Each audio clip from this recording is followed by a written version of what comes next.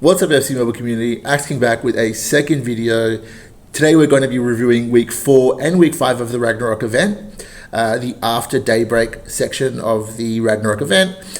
There's a lot of new cards coming out, so there's a lot of cards to review. We're also going to be announcing the winner of the first Star Pass from the giveaway in the first video. We're also going to be giving away 2 more Star Passes, which we'll explain at the end of this video how we can win them. And also going to be looking at some gameplay with some of the new cards released in week 4. So lots of action in this episode. Let's start with the part that, of course, a lot of you have been waiting for, to see who's going to win the first Star Pass. And so we've got this handy dandy picker wheel, which has got numbers set from 1 to 26. And we're going to have one lucky winner. So let's see.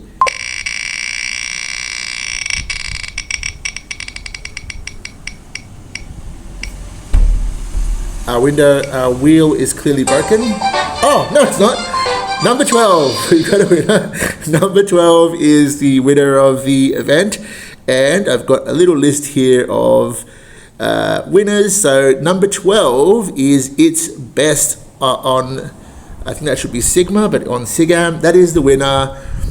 Congratulations on winning a Star Pass. I will get in contact with you about how you can win your Star Pass. But like I said, we're giving away 2 more Star Passes. So if you didn't win today, all you have to do to enter for the next Star Pass is just like, comment, and subscribe to the video. So without further ado, let's start by reviewing week 4 of the Ragnarok After Daybreak event. Now, there's a lot of new cards that have come out, a lot of cards that people were looking forward to, and some cards that people thought were coming didn't actually eventuate. But that's okay. So I've also had a chance to review some of these cards in Scouting Pick now for a few days, and I actually have some footage of my reviews of these cards. I'm going to start with looking at Ibrahimovic. So obviously a card that we've all been looking forward to for a long time. And his pace is a little bit behind the mark. 118 pace is not great for a striker, not in this 2025. But 131 shooting is good, 121 dribbling is good. The 115 physical doesn't tell the full story as well, because there's 125 strength behind that, which means he's not going to be bullied away from the ball very easily. So the boosted skill points does mean this card can survive the meta, but he's not exactly what a lot of people were looking forward to when it comes to a pacey striker. Next we have Rio Ferdinand, so 110 pace. Again, not the best pace, but really strong defending, 136 defending. And when you go into the breakdown of what makes up this 136 defending, 138 standing tackle, 136 marking. I mean, even the heading at 134, given his pace, given his height, means that he is going to be an absolute force when it comes to set pieces and corners. So the only downside, of course, is that medium work rate, which means he's not going to chase attackers past his point, his territory, which can be a bit of a disadvantage if he's on your back line and you're chasing. And you actually see in some of the videos that I've recorded that this is the sort of experience I've had with Ferdinand, so not the best. Next we have Jude Bellingham, so again, another fan favorite, and this card is just great all around. There's nothing to say about this card other than positives. Really good pace, really good dribbling, really good shooting. I mean, that's the thing, it's supposed to be a jack of all trades cards, and it does accomplish that. How good is this card? I mean, it's only a little bit better than the Utah's Bellingham, so it's not that much better than the Utah's Bellingham, but the boosted skill points help, the slight improvements in the stats help, and so all these things mean that this is just an absolutely great card. There's nothing to complain about this Bellingham card. I recommend, if you're looking for a CM, he's definitely one of the cards to consider so far, because Ibrahimovic and Ferdinand, they're good, but I think there's going to be better options, especially if you're trying to ration your shards. And next you have Bukayo Saka. So, I mean, what more can I say about this card other than what some people have already said? Amazing pace, and he feels fast on the pitch. I mean, he moves at blistering speed. Even though it's just 128 pace, he feels a lot better than his pace. Dribbling is there, shooting is there. Even if you really sort of break down his stats a little bit, you'll see that his strength isn't bad. 88 strength is pretty good for a winger. It's about all you need. You're looking to cut in with a winger. You're not looking to power down the middle. And he's going to do all those things that you really want him to do. So absolutely brilliant so far when it comes to the top row. Now the bottom row, I'm not as impressed with, I have to say. Haaland, What do I think about Haaland? You know, I think that he's got the strength, but he feels a bit slow. He feels heavy. You know, he's 94 kilos and bro feels 194 kilos. I mean, he doesn't move the way you want him to. He's got powerful aerials. I mean, he's got good headers, and the height at 195 centimeters helps, but I just don't think he's going to break into the meta game. And at 1,250 shards, I think your shards are better used, even for somebody like an Owen. So Owen is another card that I think is just amazing. 136 pace, 127 shooting, 122 dribbling. I mean, what can you say about this card? Beats offside traps, finesse shooting, speed dribbler. This is what you call the full package, and it's just at 650 shards. So if you're a bit hesitant to pick up this Owen card because, you know, you're thinking it's just a 110, you have nothing to hesitate. This is a card that you can regret-free pick up because it's an absolutely brilliant, high-performing card. Another card that people have asked me quite a lot about is Fellaini. What do I think about Fellaini? Is he good? I mean, look, if you look at the stats at the initial impression, they look pretty decent. 107 pace, 116 defending. He seems like quite a good defensive CM.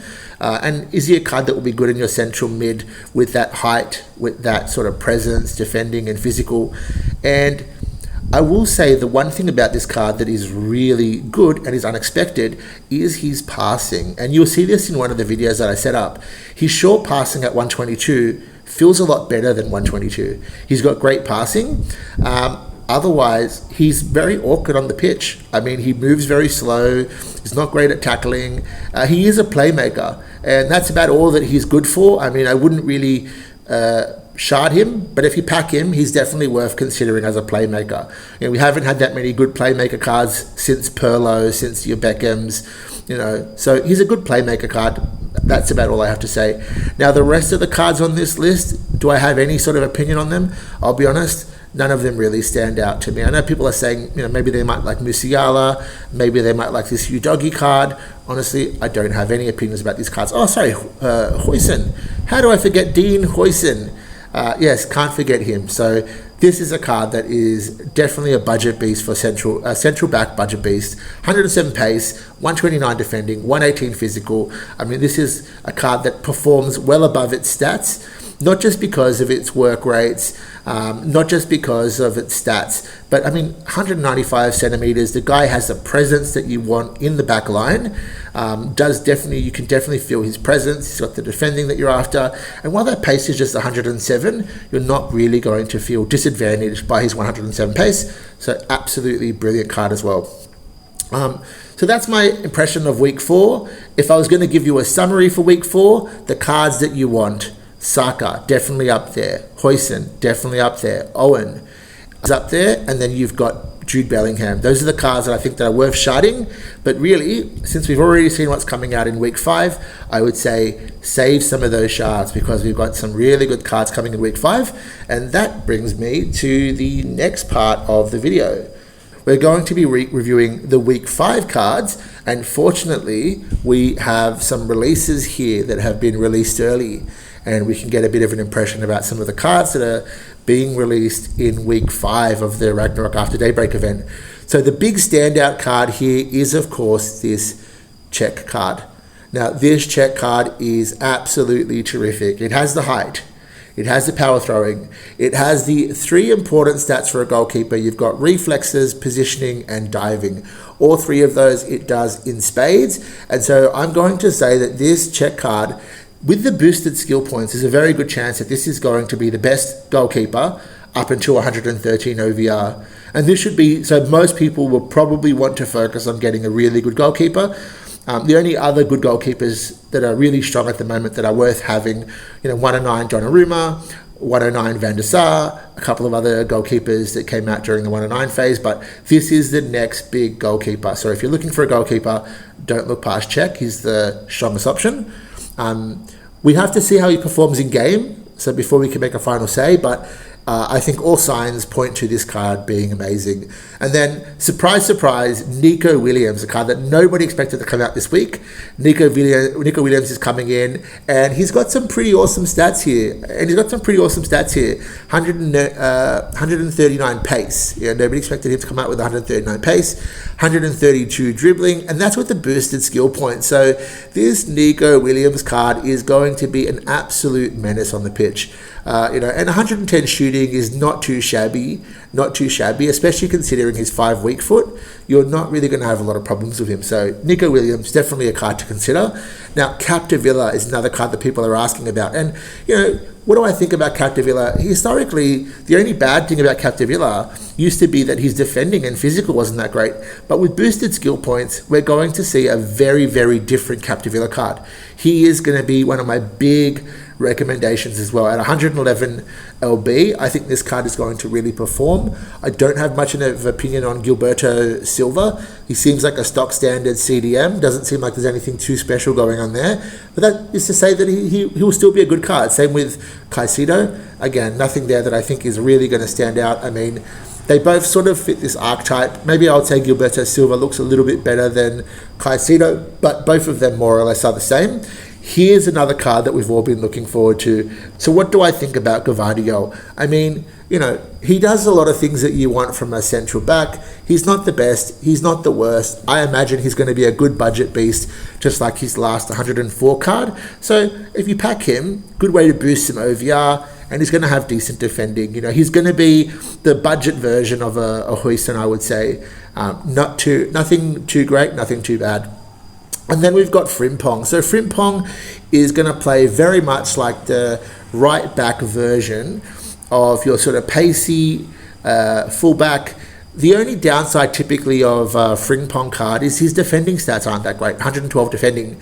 But fortunately, this time around, this Frimpong card is going to have boosted skill points. So we expect to see this 112 defense in action is going to play a lot more like a traditional defending right back. And so I expect really good things from this Frimpong card. Now, just to give you a summary, we've done a lot of yapping today. What are the cards to look out for? Check. Definitely he is the top card.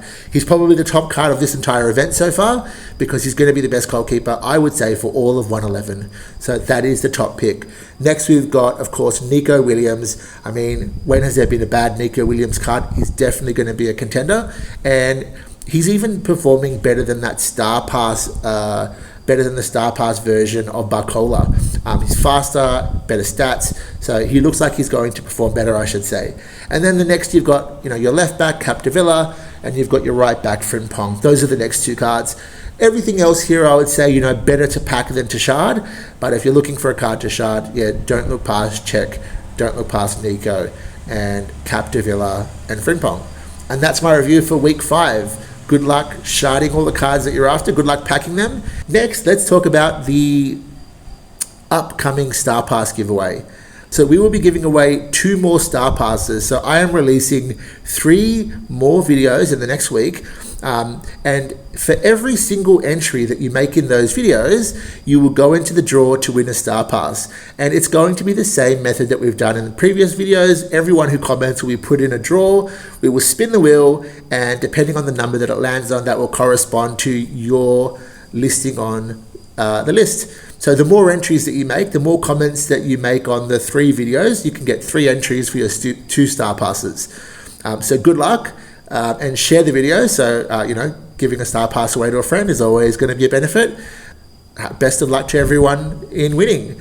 And congratulations to our first winner as well. And now we're going to do is shift to some gameplay that I've got of the cards that we've already talked about. So there's some scouting pick footage, and I'll give you some live commentary. Thank you so much, guys.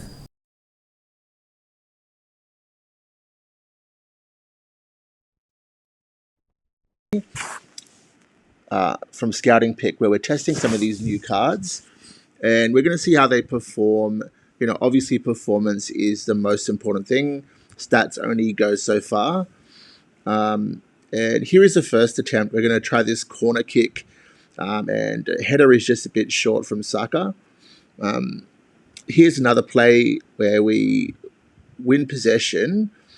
And Fellaini, you can test his passing.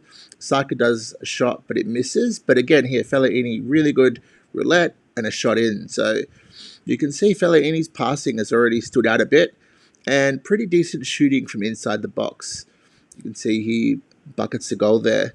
Here's another attempt where we can see, again, Huijsen passes it over to Owen, and you can see Owen's pace, even without sprinting, is very good. And again, Fellaini setting up Barcola, and really smooth dribbling from Barcola here. A couple of lane changes for another bucket. So beautiful goal there. And again, the only surprise so far is how good Fellaini's passing is, and just the smoothness of Barcola. So, really, really performing well.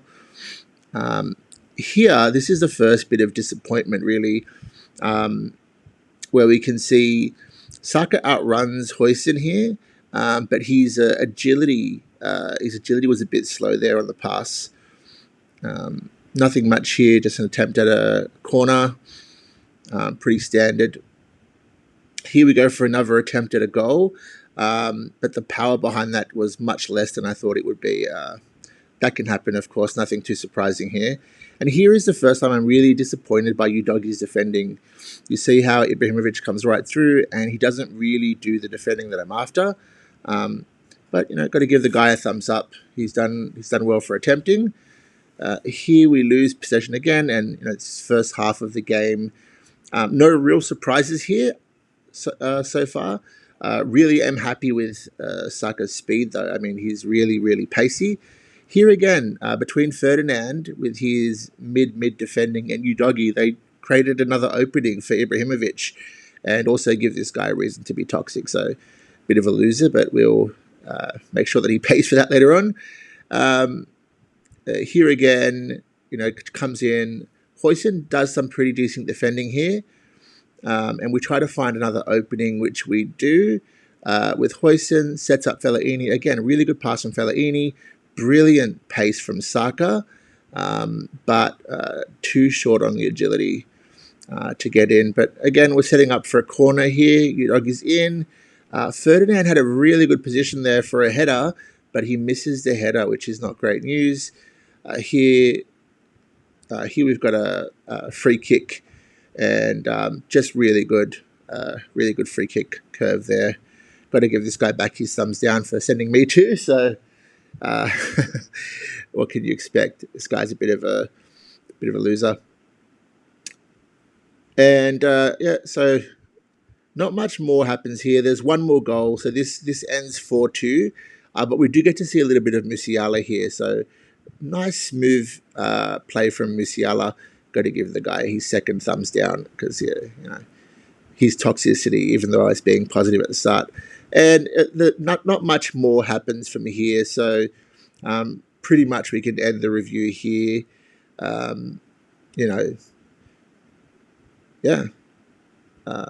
That's my thoughts so far. So the cards that really stood out, we've got Fellaini, we've got Saka. These are the cards that really do stand out. We're here to give out commentary, have a good time playing FC Mobile, and to give you that cerebral insight onto the cards. How are they performing? Really giving you that insight in terms of helping you to pick how you're going to use your shards. We always have a limited amount of shards, and that's where you can count on Axe King to give you the advice that you're after. Thank you so much for watching, guys. Don't forget to like, comment, and subscribe. Liking and commenting will automatically put you in the draw to win future Star Passes, and we're giving away 2 more Star Passes. All you have to do to enter is to comment on the next 3 videos, which will put you in the draw to win a Star Pass.